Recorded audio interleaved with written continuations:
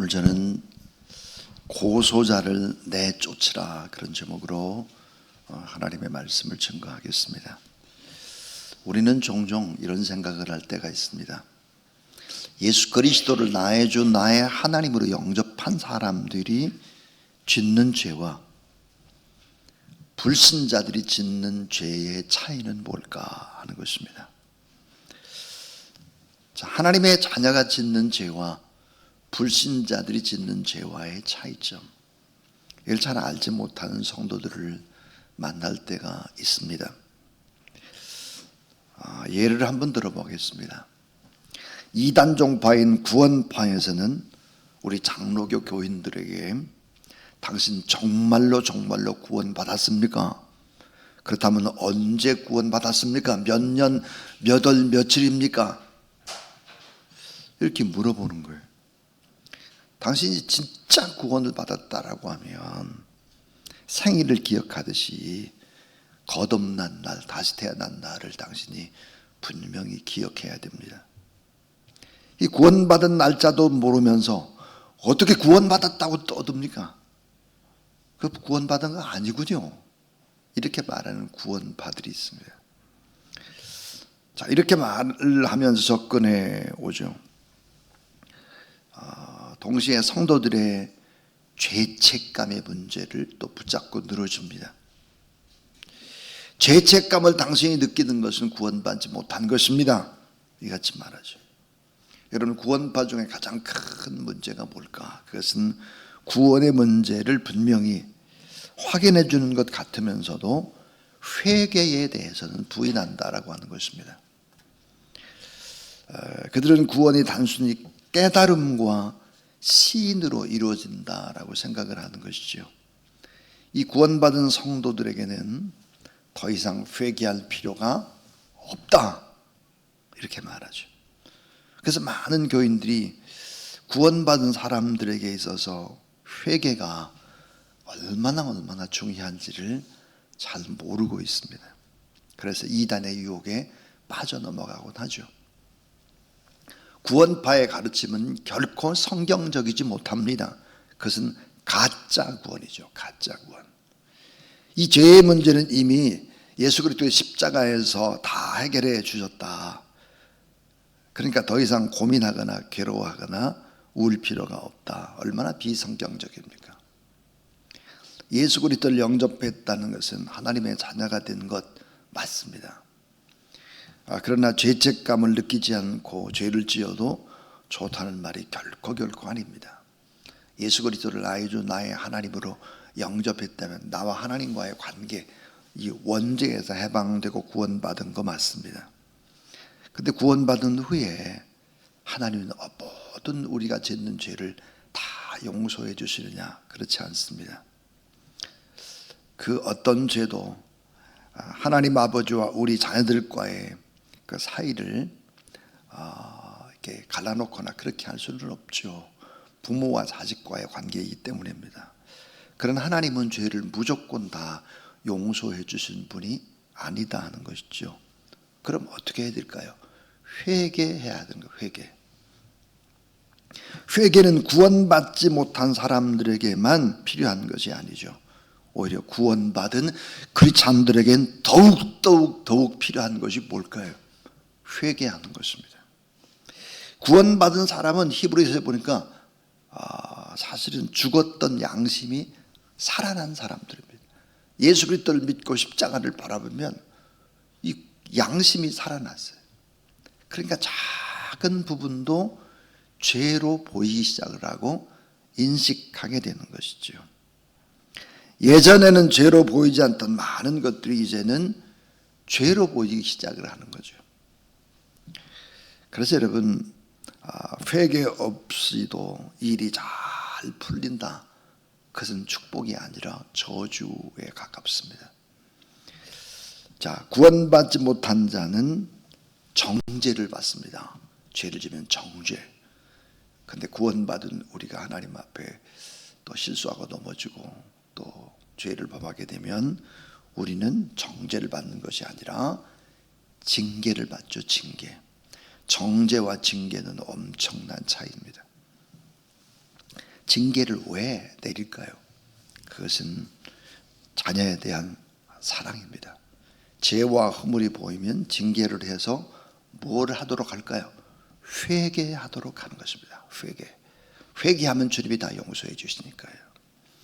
예레미야 5장 25절에 너희 허물이 이러한 일들을 물리쳤고 너희의 죄가 너희로부터 좋은 것을 막았다 그랬습니다. 우리가 하나님 앞에 회개하지 않고 자꾸 우리의 마음이 완악해지게 되면 하나님께서 우리에게 주시는 좋은 일들을 막기 시작을 합니다. 기도 응답되지를 않죠. 그래서 진정한 축복을 받기 위해서는 징계를 통해서 축복을 받도록 회개가 필수다 하는 것이죠.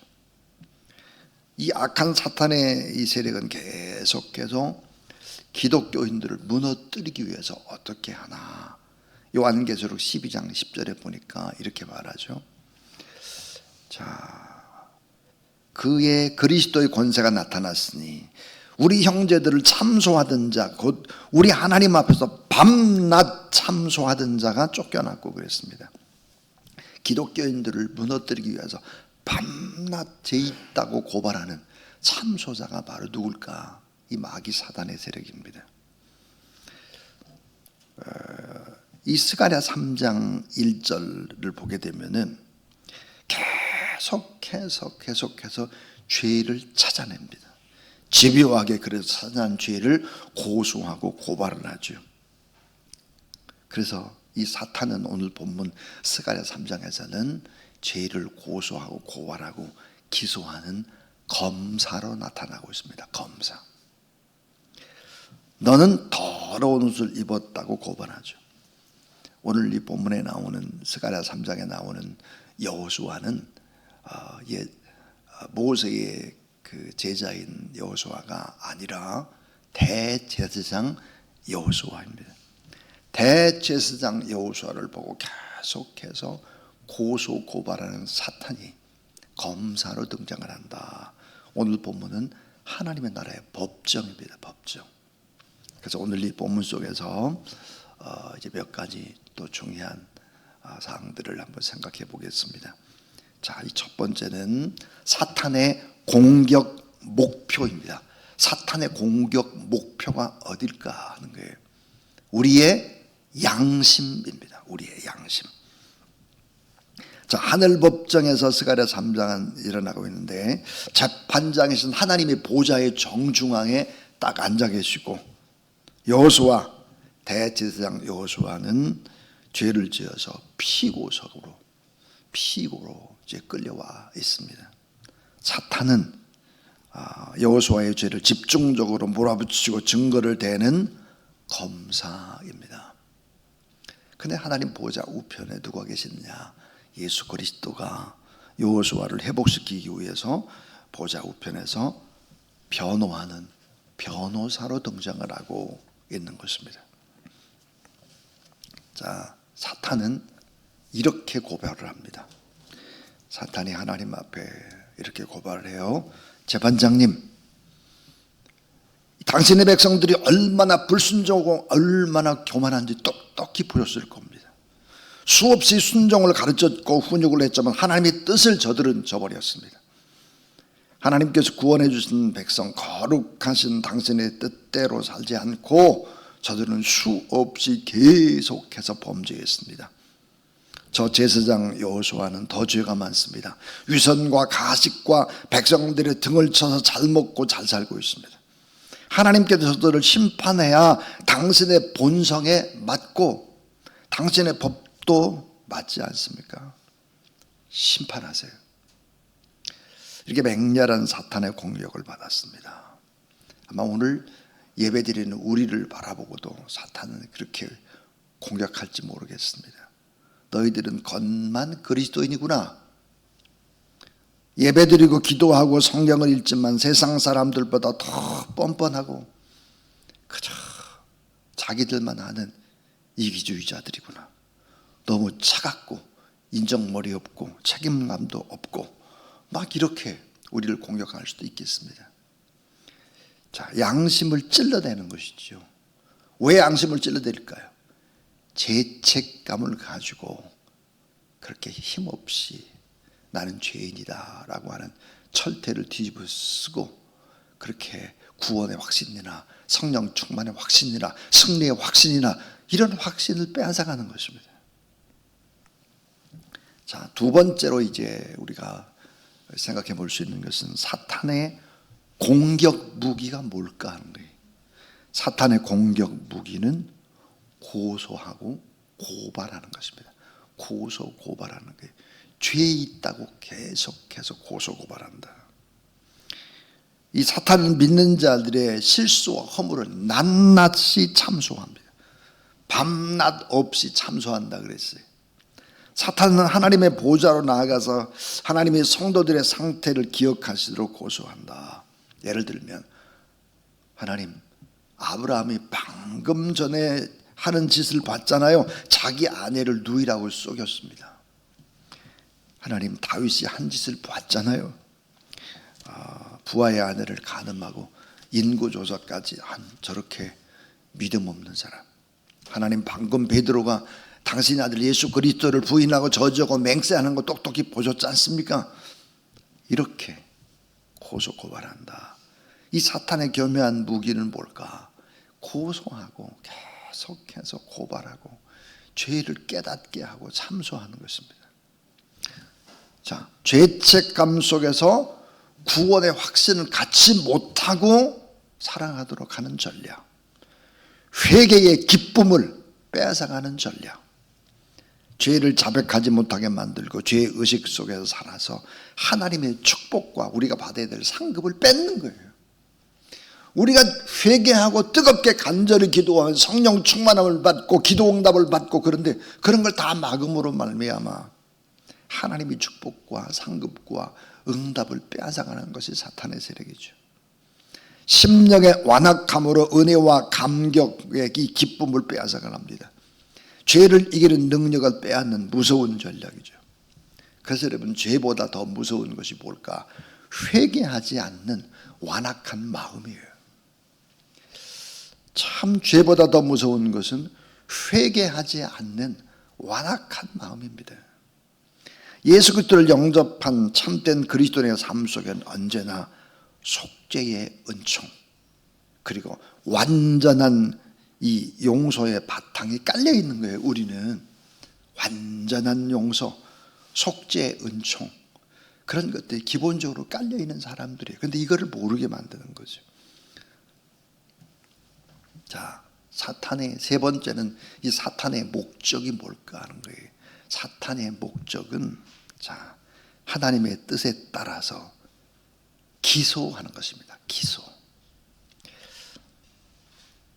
자, 여러분, 기소가 뭡니까? 기소는 법적인 용어인데, 검사가 범죄 혐의를 가지고 그 증거를 가지고 조서를 작성해 가지고 재판장에게 넘기는 것입니다.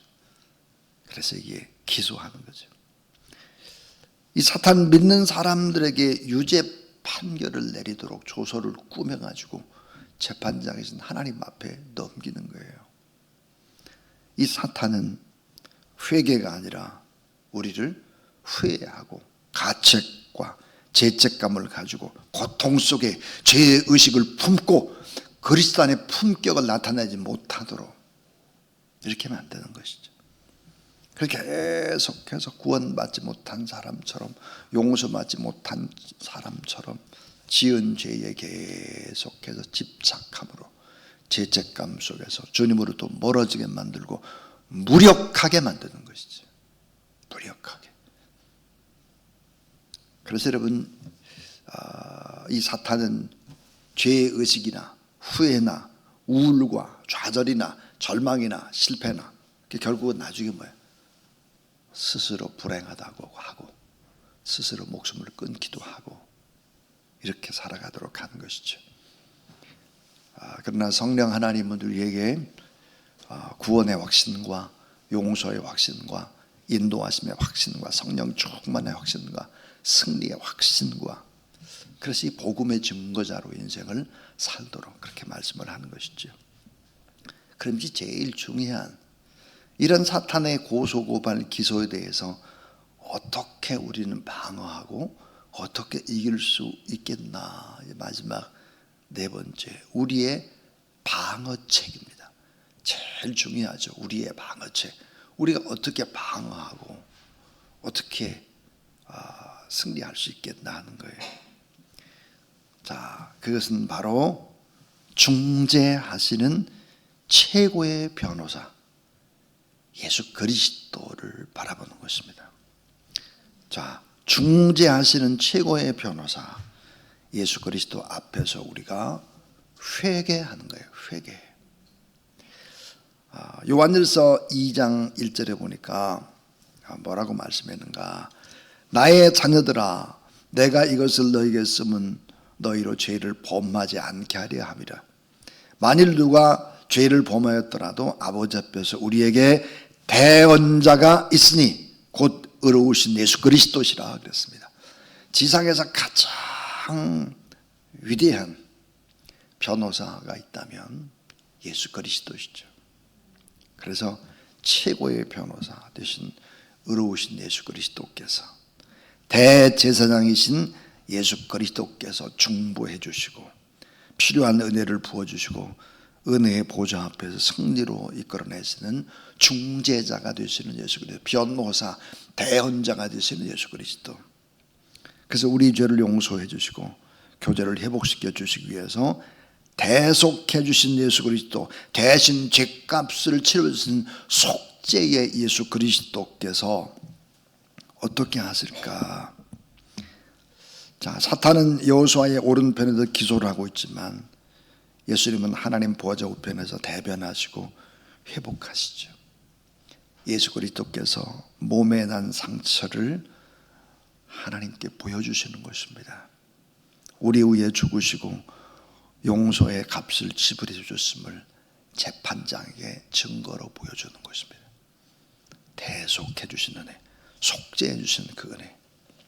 그래서 우리는 하나님의 뜻을 거역한 하나님의 자녀였지만 하나님의 신실하심과 예수 그리스도의 용서하심과 결국은 공의로 다시 하나님의 자녀됨의 확신과 함께 무죄 선언을 받게 되는 것입니다. 자, 여러분과 제가 사탄의 고소고발 기소를 물리치고 무죄를 선고받는 것은 하늘에 계신 하나님의 아들 예수 그리스도의 중재 때문이라는 사실을 믿으시기를 바랍니다. 자, 회복의 단계, 오늘 본문을 보게 되면 사탄이 계속 공격을 해요. 계속 공격을 하고. 그런데 하나님께서는 예수 그리스도의 변호를 받으시고 뭐라고 말씀하시느냐? 사탄에게 무리한 기소를 했다고 야단에 야단을 치는 것입니다. 하나님께서 무리한 기소를 했다. 네가 잘못했다. 야단치죠. 그리고는 어떻게 할까요? 온전한 회복의 기적을 일으켜 주십니다. 온전한 회복의 기적. 근데 스가랴서 이 3장에 보면 이 여호수아, 대제사장 여호수아를 어떻게 회복시켜 주실까? 더러운 옷을 벗겨 주십니다. 더러운 옷을 벗겨 주시고 그 다음에 거룩한 옷을 입혀 주세요. 거룩한 옷을. 또 머리에 정결의 관을 씌워 주시는 것입니다. 그 관에는 하나님께서 인정하는 거룩한 자라는 순금패가 걸려 있습니다.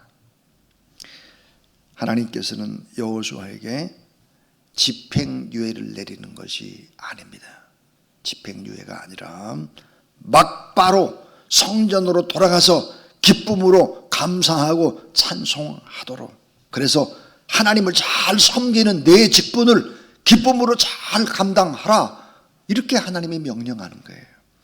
오늘도 여러분, 우리가 하나님 앞에 나와서 회개하고 예수 그리스도를 다시 붙잡고 믿음으로 나갈 때 하나님은 또 우리에게 또 다른 기쁨과 감사와 은혜를 주실 뿐만 아니라 구원의 확신과 승리의 확신과 인도하심의 확신과 성령 충만의 확신으로 여러분이 이 땅에 나가서 반드시 승리하고 축복의 통로가 돼서 더 많은 사람들에게 복음을 증거하는 그런 귀한 하나님의 직분을 감당할 수 있도록 이 아침에도 그렇게 새 힘 부어주실 줄로 믿으시기를 바랍니다.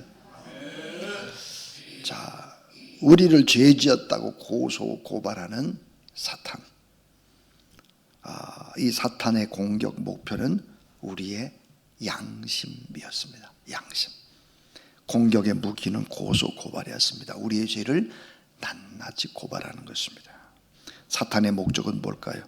하나님 앞에서 징벌을 받고 하나님의 뜻에 따라서 우리를 죄 있다고 기소하는 것이었습니다. 우리의 방어책 뭐였을까? 회개하는 것입니다.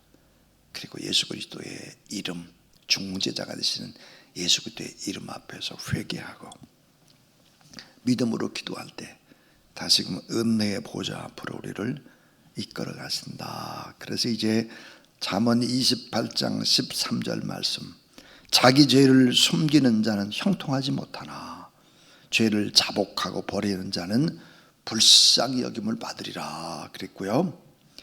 히브리서 4장 16절 말씀, 우리 꼭 이 새벽에 붙잡아야 될 말씀이에요. 히브리서 4장 16절에 그러므로 우리가 긍휼하심을 받고 때를 따라 돕는 은혜를 얻기 위하여, 따라하세요, 은혜의 보좌 앞에 담대히 나갈 것이니라.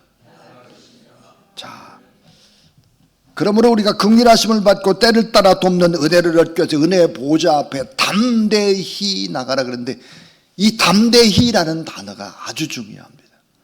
담대히가 뭘까? 헬라어로 그것은 바로 뻔뻔스럽게입니다. 뻔뻔스럽게. 여러분, 우리가 죄를 졌다고 할지라도 이전으로 뻔뻔한 모습이지만 가지고 나오는 거예요. 가지고 나와서 하나님 앞에 회개하는 것입니다. 담대히 은혜의 보좌 앞에 담대히 나가라. 아무리 죄를 지었다고 할지라도 그 죄를 가지고 하나님 앞에 나와서 낱낱이 다 고하라는 거예요. 은혜의 보좌 앞에 너 지난번에 그 죄를 짓고 또 짓고 또 뻔뻔스럽게, 그래도 그 모습으로 나오라고 하는 거예요. 그래서 하나님 앞에 은혜를 구하게 되면 하나님이 다시 깨끗이 씻어주시고 더 좋은 것 주시고 성령의 능력 주시고, 여러분 기쁨과 은혜와 감사로 우리를 만나실 그 주님을 바라보는 여러분 되길 주의 이름으로 축원합니다. 히브리서 9장 14절은 또 이렇게 말씀을 해요. 하물며 영원하신 성령으로 말미암아 흠없는 자기를 하나님께 드린 그리스도의 피가, 여러분 예수 그리스도의 피가, 그 다음에 따라하세요. 어찌 너의 양심을 죽은 행실에서 깨끗하게 하고, 우리의 양심을 죽은 행실에서 다시 깨끗하게 씻어주시고 살아계신 하나님을 더 잘 섬기게 해주신다 했습니다. 이것보다 더 큰 은혜가 어디 있습니까? 여러분, 오늘 이 거룩한 이 아침에 우리 다시 예수 그리스도의 피가 우리의 양심도 우리의 거짓된 행실도 깨끗이 씻어주시고 다시 하나님을 잘 섬기게 해주시고, 그런 몸으로 하나님을 찬양하고 기도할 때 반드시 응답 주실 그 하나님을 의지하는 그런 여러분 되기를 주의 이름으로 축원합니다. 585장입니다. 찬송 후에 우리 이소연 목사님 축도함으로 예배 마치겠습니다. 585장입니다.